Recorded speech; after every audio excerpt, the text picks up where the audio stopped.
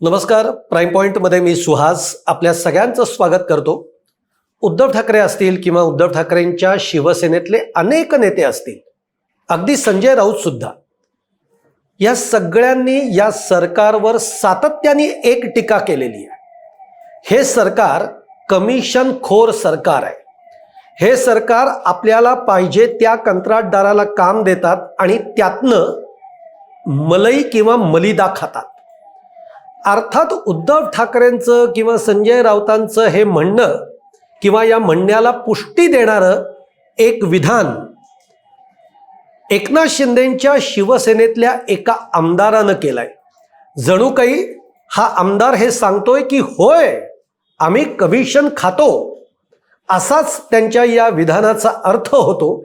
आणि त्यामुळे या आमदाराच्या या विधानामुळे एकनाथ शिंदेंचं टेन्शन वाढलंय आणि त्याचप्रमाणे सरकारच्या समोरच्या अडचणी सुद्धा आता यामुळे वाढणार आहेत. कारण या विधानाची आता सगळी चर्चा सुरू झालेली आहे. नेमकं कुठला आमदार बोललाय, तो काय बोललाय, त्यांनी असं काय विधान केलेलं आहे, हे सगळं आपण बघणार आहोत या व्हिडिओमधनं. तुम्हाला व्हिडिओ आवडला लाईक करा, शेअर करा, चॅनल सबस्क्राईब करायला विसरू नका आणि तुमच्या कमेंट देखील कमेंट बॉक्समध्ये जरूर टाका. मंडळी, जसं मी म्हटलं तसं या सरकारवर सातत्याने हे आरोप झालेले आहेत की कमिशन घेतलं जातं. हे सरकार कमिशन घेतं. जी काही कामं सुरू आहेत या कंत्राटदाराकडनं हे सरकार कमिशन लाटत असतं. आता याबाबतचं अशीच काही विधानं जी आहेत ही एकनाथ शिंदेंच्या शिवसेनेतल्या अनेक आमदार किंवा काही मंत्री आहेत की जे खरं तर एकनाथ शिंदेंच्या शिवसेनेतले तोफ समजले जातात. म्हणजे ते जेव्हा बोलतात तेव्हा जणू काही तोफेतनं गोळे बाहेर पडतायत अशा पद्धतीने यांची विधानं असतात. पण त्यामुळे कधी कधी काय होतं की एकनाथ शिंदे हे खूपच अडचणींमध्ये येतात. आत्ता देखील तसंच झालेलं आहे. आणि आत्ता ज्या आमदारांनी विधान केलेलं आहे ते विधान तर त्यांनी अतिशय गंभीर विधान केलेलं आहे. आता तो आमदार कोण, तुम्हाला फार काही विचार करण्याची गरज नाही आहे. तुम्ही नुसतं आमदार निवासातल्या कॅन्टीनमधला जरी तो मारामारीचा प्रसंग जरी आठवला तरी त्या आमदाराचं नाव तुमच्या डोळ्यासमोर येईल. अगदी करेक्ट तुम्हाला आठवलाय तर तो आमदार म्हणजे संजय गायकवाड. एकनाथ शिंदेंच्या शिवसेनेतला हा आमदार सतत वादात राहिलेला आहे त्याच्या विधानामुळे आणि त्यांच्या एकूण कृतीमुळे. कॅन्टीनमध्ये सुद्धा त्या कॅन्टीनच्या व्यवस्थापकाला अन्न चांगलं नाही म्हणून यांनी अक्षरशः लोळवलेलं आहे मारून. आणि त्यामुळे हे संजय गायकवाड त्यावेळेला चर्चेत आलेले होते. त्यावेळेला सुद्धा एकनाथ शिंदेंच्या समोर प्रचंड अडचणी निर्माण झाल्या की आता काय समजवायचं या आमदाराला. एकनाथ शिंदेंचे असे जे काही आमदार आहेत की जे काहीतरी वक्तव्य करत असतात, बेताल वक्तव्य करत असतात, या आमदारांना किंवा अशा काही मंत्र्यांना देवेंद्र फडणवीसांनी समज दिली होती की या पुढच्या काळामध्ये अशी वक्तव्य खपवून घेतली जाणार नाही. आणि देवेंद्र फडणवीसांनी या आमदारांवर करडी नजर सुद्धा ठेवलेली आहे म्हणे. आणि म्हणूनच जर आपण मागच्या काही काळात बघितलं तर या आमदारांची, मंत्र्यांची ही अशी जी विधानं आहेत जी सरकारला अडचणीत आणतील अशी विधानं सध्या कमी झाल्याचं आपल्याला बघायला मिळत आहे. पण आता नुकताच सध्या भाजप आणि एकनाथ शिंदेंच्या शिवसेनेमध्ये जोरदार राडा चालू आहे. तो म्हणजे साताऱ्यातल्या जिल्हा परिषदेच्या अध्यक्षपदाच्या निवडीवरून. हा राडा कुठे शमतोय का नाही शमतोय अशी स्थिती असताना संजय गायकवाडांनी अत्यंत भयंकर विधान केलेलं आहे, गंभीर विधान केलेलं आहे. त्यांनी काय विधान केलेलं आहे हे आधी आपण ऐकूयात, मग या विधानाचा अर्थ काय होता तेही आपण बघूया. आताच्या काळामध्ये आम्ही जे पाहून आलो की मी पण आमदार आहे आणि महाराष्ट्राचा ताकदवर आमदार आहे, मी कशाला कधीच घाबरत नाही.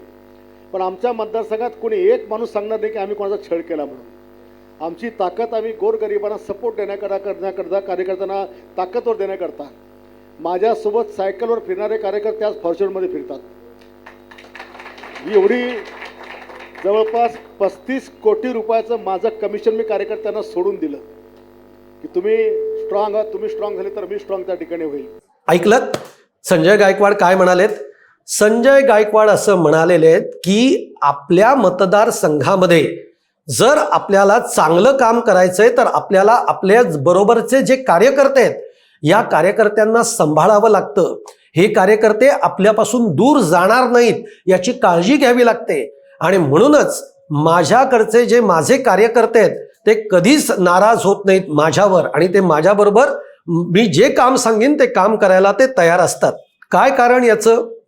तर याचं कारण असं आहे की माझे जे कार्यकर्ते आहेत ते एकेकाळी सायकलवर फिरायचे, पण आता ते फॉर्च्युनर घेऊन फिरतात.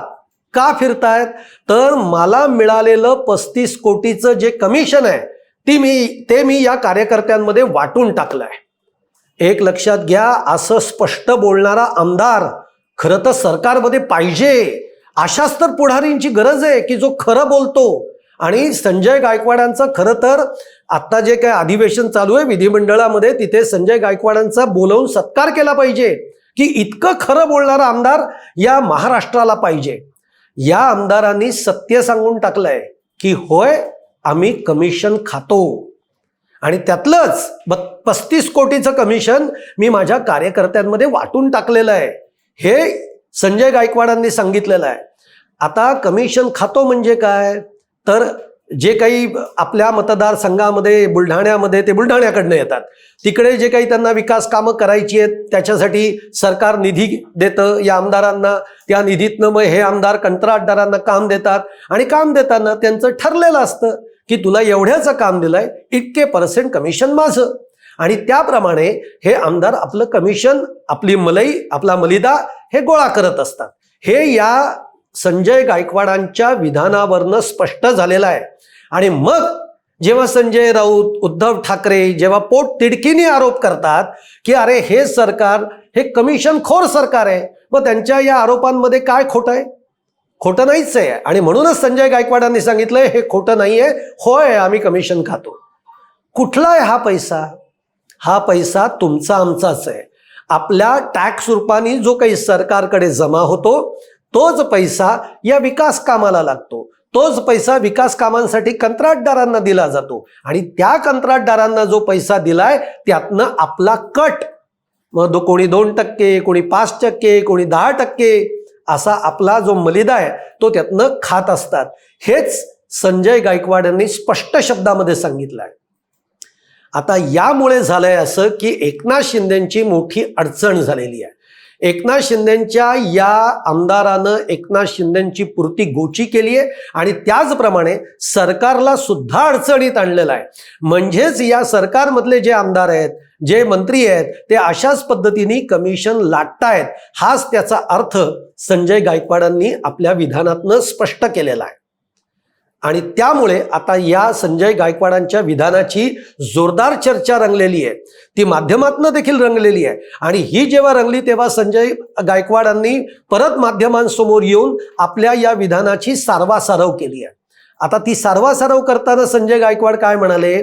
तर ते म्हणले माझ्या ओठाला काहीतरी झालेलं आहे, त्याचं ऑपरेशन झालेलं आहे का त्याला बधीर झालेलं आहे, त्यामुळे माझे शब्द हे स्पष्टपणाने येत नाहीत. मला कमिशन म्हणायचं नव्हतं, मला 35 कोटीचं काम मी दिलंय असं म्हणायचं होतं. अशी सारवासारव संजय गायकवाडांनी केली आहे.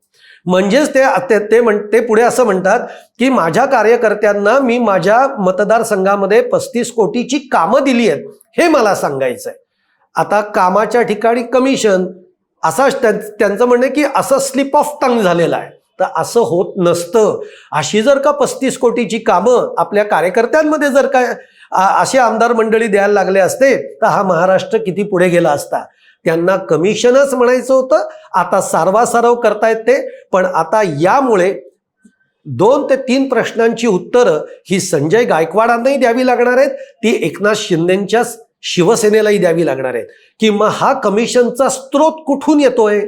कुठल्या कंत्राटदाराकडनं एवढं कमिशन संजय गायकवाड? 35 कोटी ही काय कमीची गोष्ट नाही आहे. आपले 2 जन्म जरी झाले तरी आपण 35 कोटी कमवू का नाही असा प्रश्न सामान्य माणसाच्या समोर पडतो. हे 35 कोटी या महाशयांनी आपल्या कार्यकर्त्यांमध्ये वाटलेत म्हणे, जे कमिशन पोटी मिळालेत. त्यामुळे हे पैसे कुठून आले, हे कुठल्या कामातनं यांनी कमिशन खाल्लंय, आणि तो कंत्राटदार कोण आहे याची उत्तरं एकनाथ शिंदेच्या शिवसेनेला द्यावी लागणार आहेत. पण एकंदरीत काय की संजय गायकवाड हे खरं बोलून गेलेत. त्यांच्यासारखा आमदार या महाराष्ट्राला पाहिजे, इतकं स्पष्ट बोलणारा आणि खरं बोलणारा. आणि त्यामुळे संजय राऊत आणि उद्धव ठाकरे जे वारंवार आरोप करत होते की ज्या आरोपांना या सरकारने खोडून काढण्याचा प्रयत्न केला, ते सरकार आता संजय गायकवाडांचे या विधानावर काय उत्तर देत आहे हेच आपल्याला बघायचं आहे. तुम्हाला जर का माझा व्हिडिओ आवडला असेल तर लाईक करा, शेअर करा, चॅनल सबस्क्राईब करायला विसरू नका आणि तुमच्या कमेंट ज्या अत्यंत मोलाच्या असतात त्या देखील कमेंट बॉक्समध्ये जरूर टाका. धन्यवाद.